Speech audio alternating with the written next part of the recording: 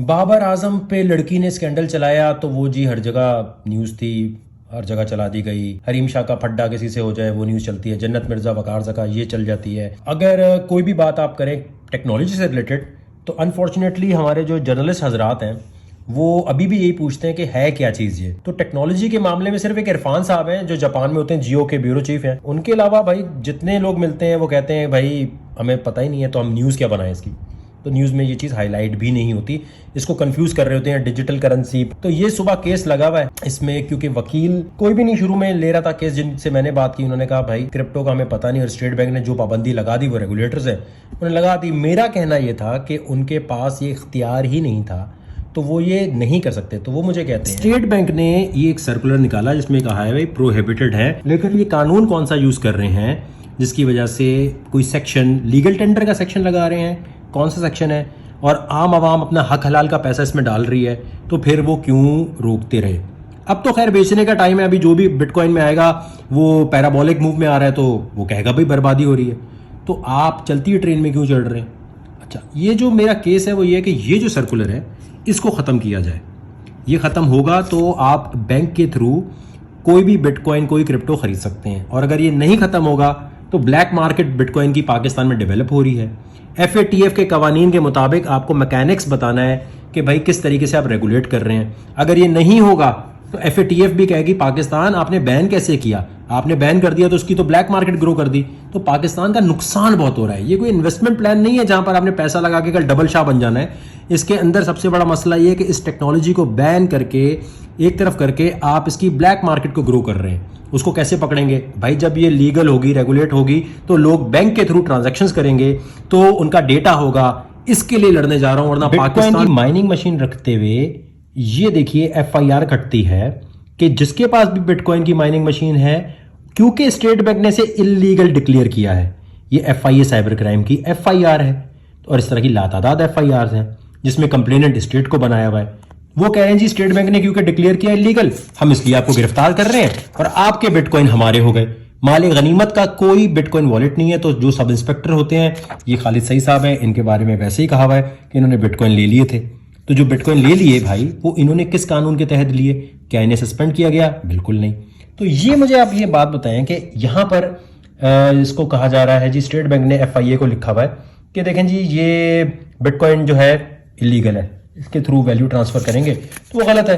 ठीक है भाई, अगर आपने ये कहा है तो ये कोर्ट में जब आर्ग्यूमेंट हुए लास्ट टाइम तो स्टेट बैंक ने कहा, ये पढ़िएगा, in open court state bank के जो रेहान भाई हैं उन्होंने कहा कि ज्वाइंट डायरेक्टर हैं स्टेट बैंक के, हमने कभी भी क्रिप्टो को इलीगल नहीं कहा, हमने कभी डिक्लेयर ही नहीं किया। तो भाई अगर आपने नहीं किया तो ये जिन लोगों को गिरफ्तार किया गया और FIR में ये लिखा गया कि क्योंकि स्टेट बैंक ने डिक्लेयर किया हुआ है एक लेटर के तहत, तो ये अब इनमें से कोई एक जो है वो गलत बयानी तो कर रहा है।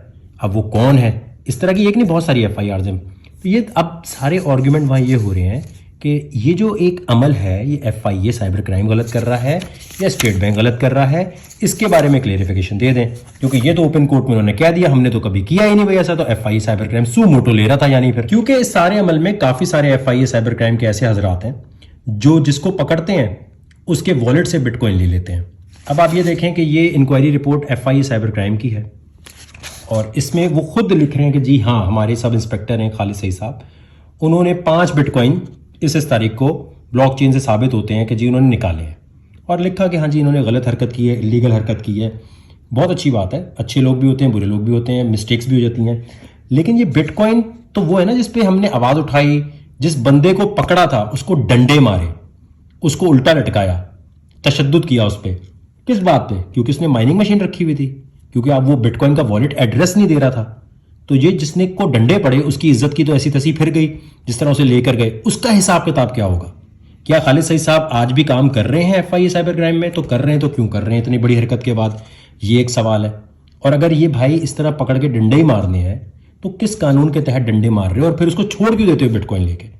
और अगर ले लिए बिटकॉइन तो फिर ये कैश पैसे क्यों दिए, उसके बिटकॉइन वापस क्यों नहीं दिए?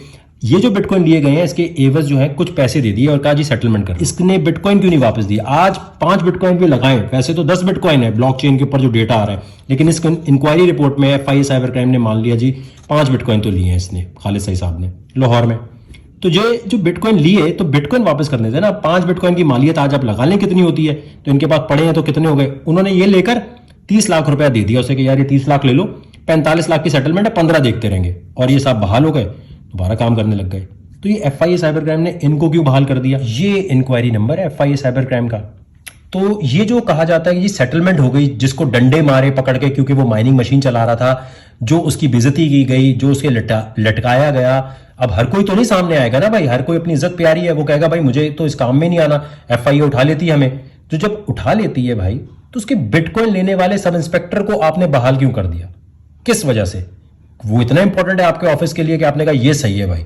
और अब वो प्लानिंग कर रहे होते हैं जी कि वकार जका को किसी तरह हम किसी जगह पर कुछ ऐसा कर दें कि इसको हम फंसा दें। यार मतलब मतलब बजाय अपनी गलती मानने के, स्टेट बैंक हो, FIA साइबर क्राइम हो, हर कोई जो है ये नहीं सोच रहा कि आम बंदे का कितना बड़ा नुकसान, और पाकिस्तान में इसकी ब्लैक मार्केट आप ग्रो कर रहे हैं। आप अलाउ करेंगे, रेगुलेट करेंगे तो आप इन लोगों को लिस्ट पे ला सकते हैं। लेकिन ये बिटकॉइन अभी भी पड़े हैं ब्लॉकचेन पे, ये हम चेक कर सकते हैं। ब्लॉकचेन की खूबसूरती ये है कि इनके ब्लॉकचेन एड्रेस हैं, तो ये बिटकॉइन यहीं पड़े हुए हैं, या कहाँ इन्होंने किसको बेचे, कहाँ लेकर गए, या FIA साइबर क्राइम में कोई जगह है, जैसे शराब पकड़ते हैं तो आप एक जगह रख देते हैं, तो क्या ये वहां रखे हुए बिटकॉइन, या माले गनीमत में गए हैं, कहाँ गए ये बिटकॉइन?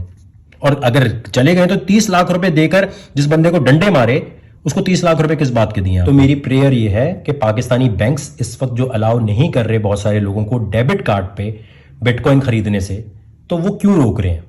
भाई आपसे उधार तो नहीं ले रहे। आज हमारा बिजनेस अकाउंट खोला जाए, हमें बिजनेस करने दिया जाए, फंडामेंटल राइट्स हैं आर्टिकल 18 के तहत, जिसके तहत मैं गया हुआ कोर्ट में कि भाई मुझे बिजनेस करना है अगर, तो मैं पाकिस्तान से क्यों नहीं कर सकता? मुझे एस्टोनिया क्यों जाना है? मैं दुनिया में कहीं से भी कर सकता हूं। मैं पब्लिक लिटिगेशन में आया हूं ताकि पाकिस्तानी लोगों के लिए ये बिजनेस खोला जाए। पाकिस्तान मर्केंटाइल एक्सचेंज पे एज अ ब्रोकर उन लोगों को लिस्ट किया जाए जो इसमें काम करना चाहते हैं, इसे प्रॉपर्टी के तौर पे ट्रीट किया जाए। ये करेंसी नहीं है, ये डिजिटल एसेट है। ये मुझे कहते कहते जब बिटकॉइन $3,000 का था, आज $35,000 का हो गया है। तो ये जो लॉस हुआ है ये कौन भरेगा मेरा? मैं सिर्फ पाकिस्तानी सिटीजन हूं, इसलिए मेरा ये सत्यानाश हुआ कि एक टेक्नोलॉजी का मुझे पता है, उसके बावजूद मैं इसमें कोई इन्वेस्टमेंट नहीं कर सका, कोई पैसा नहीं लगा सका, बर्बाद होके एक तरफ बैठ गया। क्यों मुझे अमेरिका में किसी अपने कजन को बोलना पड़ता है यार तुम खरीद लो अपने पैसों से, बाद में देख। इसी तरह पेपैल के लिए भी है, इसी तरह अमेजॉन के लिए भी है। तो ये सारे केसेस में वकार जका को जाके क्यों लड़ना पड़ रहा है? PTI क्या कर रही है? इमरान खान साहब क्या कर रहे हैं? मुझे जाके क्यों लड़ना है कंप्यूटर की बुक चेंज कराने के लिए? मुझे क्यों करना है ये सारा काम?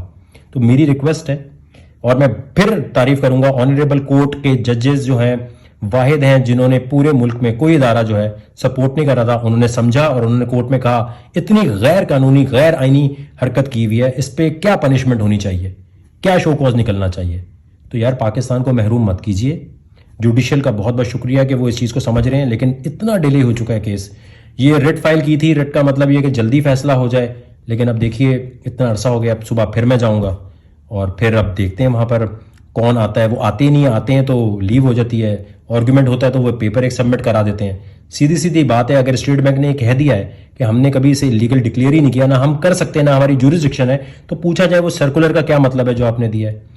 उसके बाद FIA ने अपनी FIRs में क्यों लिखा है कि क्योंकि स्टेट बैंक ने डिक्लेयर किया है हमें इसलिए एक्शन लेना पड़ रहा है।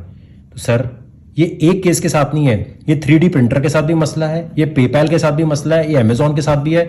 तो आई होप कोई ऐसा फैसला है जिसमें ये जो आज तक, आई नो ये रिकवरी सूट नहीं है, लेकिन प्लीज अदालत ये बोले कि हाँ भाई जो इतना लॉस हुआ है ये FIA भरेगी या स्टेट बैंक भरेगा।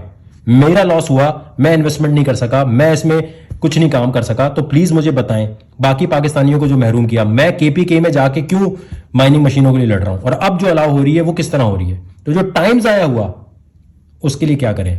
अनफॉर्चुनेटली फिर मैं ये अर्ज करूंगा, जितने जर्नलिस्ट आ रहे हैं थोड़ी तहकीक कर लें, थोड़ा पढ़ लें। आधे लोगों को ये नहीं पता होता कि कहते हैं तो दुनिया में कहीं रेगुलेटेड ही नहीं है। तो भाई बिटकॉइन की ATM मशीन क्या कर रही है 2013 से दुनिया की हर जगह पर? कहां पर आपको लगता है कि ये चीज गलत नहीं, यहां से मनी लॉन्ड्रिंग हो जाएगी? अरे भाई इंटरनेट के थ्रू कहां से हो जाएगा? इंटरनेट के बगैर ये चल नहीं सकता। तो इंटरनेट का मतलब तो हर चीज ट्रेसेबल हो गई। अब आप कहेंगे टॉर यूज कर लें, डार्क वेब। अरे यार भाई रहम करो पाकिस्तान पे। मैं एक वक्त तक ही लड़ सकता हूं। और ये आपने खबरों में देखा होगा, खबरों में आता है जन्नत मिर्जा वर्सेस वकार जका, शक्ल सामने लगा देते हैं।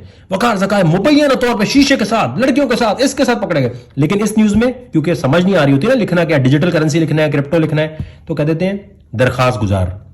दरखास्त गुजार गया। कोई न्यूज चैनल इस चीज को हाईलाइट नहीं करना चाहता। भाई ये मीडिया का बंदा क्या कर रहा है, इसके क्या मकासद है, यहूदी करेंसी, इल्यूमिनाटी करेंसी प्रमोट करना चाहता है, ये यहां पर इसराइल का एजेंट है, ये क्यों जा रहा है कोर्ट में सुबह उठ के, इसके क्या फवायद हैं, इसको क्या बेनिफिट मिल रहा है, क्यों इसके ऊपर ये नहीं लिखा जाता कि वकार ज़का एक मीडिया का बंदा जो मीडिया से जाकर इसमें लड़ रहा है, वो मुल्क कौम में टेक्नोलॉजी की, अरे मेरे ख्याल से इसमें हरीम शाह को ले जाता हूं साथ, फिर न्यूज बनेगी जबरदस्त। हरीम शाह अदालत में आए, उनको अजरक पहनाई जाए, आज उनको जो है पूरी फूलों से निछावर किया गया, क्या जबरदस्त उन्होंने काम किया। चले एक काम करते हैं, इसमें टिकटॉकर्स को ले जाता हूं सबको, फिर शायद जो ये न्यूज में नाम देना शुरू करें। अभी तो लगते हैं दरखास्त गुजार आया और दरखास्त बस चली।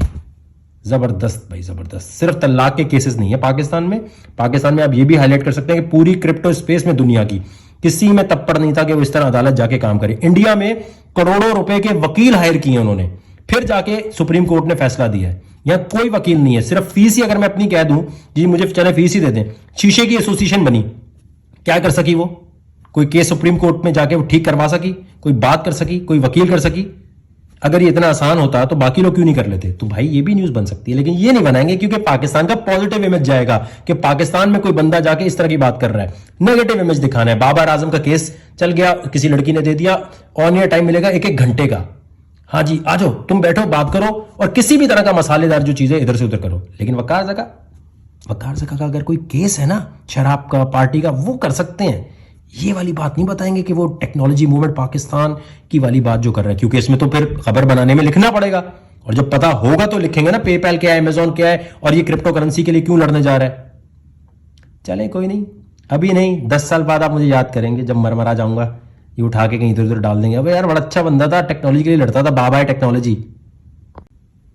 इस केस में किसी को साथ चलने की जरूरत नहीं है। लोग कह रहे थे हम साथ चलते हैं, भाई कोई धरना थोड़ी है। मैं आइन की रिस्पेक्ट करता हूं और आइन को अच्छी तरह समझता हूं और हर पाकिस्तानी का फर्ज है कि वो आइन को समझे। अगर नहीं पता तो भाई पाकिस्तान में पैदा होकर कॉन्ट्रैक्ट क्यों साइन किया कि इसके मुताबिक जिंदगी गुजारनी है। तो भाई मुझे मेरे हकूक पता है, मैं अपने फंडामेंटल राइट्स के लिए लड़ने जा रहा हूं और इसी वजह से मैं रिक्वेस्ट करूंगा कि वहां आने की जरूरत नहीं है। कोर्ट में आगे रिस्ट्रिक्शन होती है कोविड की वजह से, तो आप आके वहां पर ये कहें वकार भाई हम आपके लिए आए। नहीं सर, अगर आप सब कुछ कंट्रीब्यूशन करना चाहते हैं, वैसे तो मुझे नहीं लगता कि इसमें किसी का इंटरेस्ट होता है, तो #वकार ज़का करके इमरान खान PTI को टैग करना है आपने और इतना ज़्यादा करना है कि सुबह तक ये ट्रेंड में चीज़ आए। लेकिन क्या कि जी क्रिप्टो को लीगल करें, अमेजॉन पेपैल को लाने की बात करें। अगर ये नहीं करेंगे तो सर इंटरनेट की पॉलिसीज़ आपकी ठीक नहीं है, फिर तो गड़बड़ होगी। अब आपकी मर्जी है, आप जितने लोग हैं आप ग्रुप्स बना के व्हाट्सएप में जाकर जितना ज़्यादा इसको कह सकते हैं कि ट्रेंडिंग बनाएं, इसे ट्रेंडिंग पे लाएं तो ठीक है, वरना क्या कर सकते हैं। तो फिर वही करेंगे जो आवाम को पसंद है। टिकटॉक रिएक्शन बनाएंगे, नंगी नंगी बातें करेंगे, गंदी गंदी बातें करके व्यूअरशिप लेंगे, व्यूअरशिप से पैसे कमाएंगे। क्योंकि देखें मैं तो आवाम का बंदा हूँ, अगर आवाम का इंटरेस्ट इसमें होगा, ट्रेंडिंग होगी तो ठीक है, नहीं होगी तो भाई टिकटॉक रिएक्शन जिंदाबाद, हेडफोन शो जिंदाबाद, चैंपियन शो जिंदाबाद। और आपने देखना है और मुझे पता है प्यार करने का तरीका ये कि गाली दो, कोई बात नहीं, वो काम शुरू कर देंगे अगर आप इसमें सपोर्ट नहीं करेंगे।